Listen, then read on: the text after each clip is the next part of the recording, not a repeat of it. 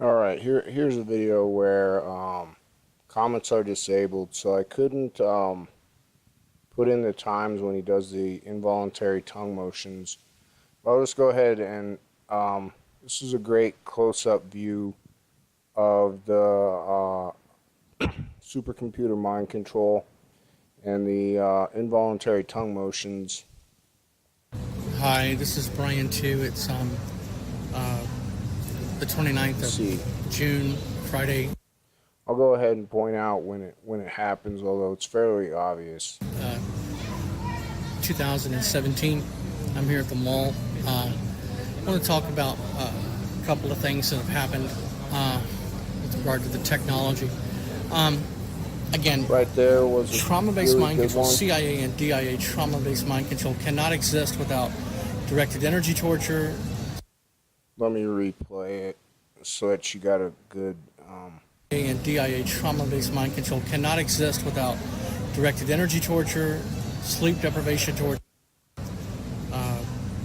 The 29th of June, Friday, 2017. I'm here at the mall. I want to talk about a couple of things that have happened with regard to the technology.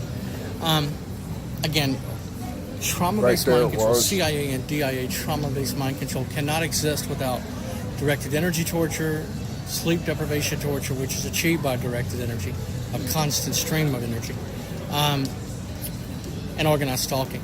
Organized stalking, I'll go through the basics real quick, which I've repeated before. I'll say it again in case people don't look at my other videos. Organized stalking is based on choice reference patterns, the choice reference patterns of the victim. So in order to understand organized stalking, you have to go back and look at a pattern of your previous choices. Favorite bars, restaurants, cafes, shopping, malls, modes of transportation, etc. And then based off those choices, a pattern of those choices, they place the stalkers, what they call informants. There's a big difference between surveillance and stalking. They place the stalkers at those vantage points where they can achieve their objectives and stalk the victim. Surveillance, when the government surveils a target, they either don't want the target to know or they don't care if the target knows. That's surveillance. But with organized stalking is an entirely different phenomenon in that the target must know they're being stalked, or organized stalking is ineffective. Organized stalking right there again.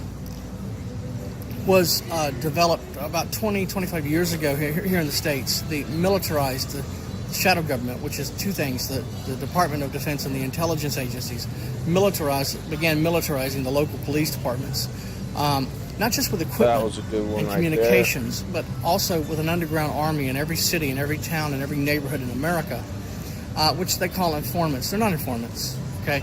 Big difference between informants and stalkers. They do inform, but these people are the worst criminals imaginable, and I'll explain in just a second.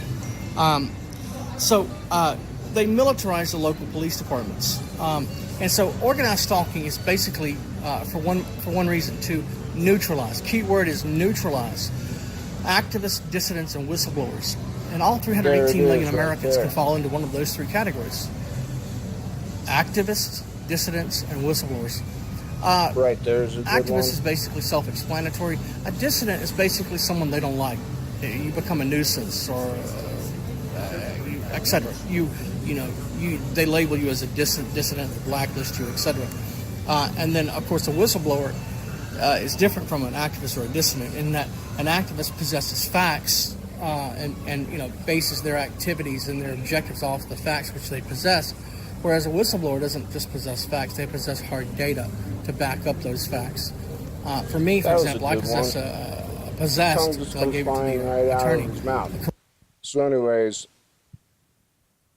The involuntary tongue motions, and I'll go ahead and leave a link to the video if you want to watch it yourself, is something that I've been forced to concentrate on as a constant reminder of supercomputer mind control occurring to everyone all the time. Now, not everyone does the involuntary tongue motions as much as the man shown in the video. But if you walk down the street watch people talk, or watch YouTube videos or television, you will see the involuntary tongue motions.